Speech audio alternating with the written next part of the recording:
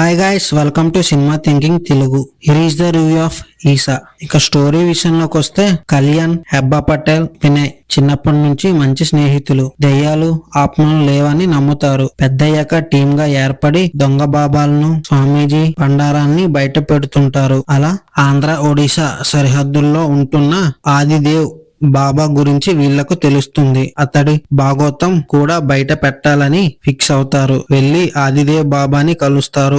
ఆత్మల విషయంలో ఈ నలుగురికి బాబా ఓ ఛాలెంజ్ ఇస్తాడు. ఇంతకీ ఆ సవాలేంటి? చివరకు వీళ్ళు ఏం తెలుసుకున్నారు? ఈ నలుగురిని చంపాలనుకున్న దెయ్యం ఏంటి? తెలియాలి అంటే సినిమా చూడాల్సిందే. నలుగురు ఫ్రెండ్స్ దెయ్యాలు లేవని నిరూపించడమే ఈ సినిమా స్టోరీ. ఈ క్రమంలోనే ఆదిదేవ్ బాబాని వెతుక్కుంటూ అతడి దగ్గరకు వెళ్లడం, మార్గం మధ్యలో ఓ ప్రమాదం, ఓ సవాలు అనుకోని పరిస్థితులు వీళ్లకు ఏర్పడుతుంటాయి. ఇలా దాదాపు స్టోరీ అంతా ఫ్లాట్ గా వెళ్తూ ఉంటుంది. బ్యాక్గ్రౌండ్ మ్యూజిక్ భయపెడుతూ ఉంటుంది తప్పితే స్క్రీన్ పై సీన్స్ ఆ ఫీల్ కలిగించవు. ఇందులో పుణ్యవతి ఎపిసోడ్ భయపెడుతుంది. కాకపోతే అదంతా చాలా సింపుల్ గా తేల్చేయడం ఏంటో అర్థం కాదు. అసలు ఆ పాత్రని ఇంకాస్త పెంచితే బాగున్ను.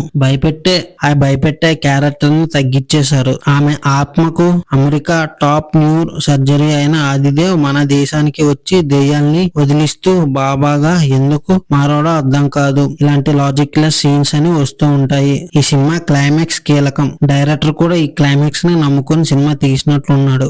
క్లైమాక్స్ తప్పితే సినిమా అంతా రొటీన్ గానే ఉంటుంది. మిగతా సీన్స్ కూడా ఎంగేజ్ చెయ్యాలి కదా, ఇప్పుడే మూవీ బాగుంటుంది. ఇక్కడ ఆ పొరపాటే జరిగింది. క్లైమాక్స్ తప్పితే మిగతా సీన్స్ రొటీన్ గా సాగుతుంది. చనిపోయిన వాళ్ళు ఆత్మగా ఎందుకు మారుతారనే పాయింట్ చివరిలో చూపిస్తూ సీక్వెల్ కూడా ఉందని హింట్ ఇచ్చి ముగిస్తారు. ఇంకా యాక్టింగ్ విషయంలోకి వస్తే, హెబ్బా పటేల్ బాగా చేసింది.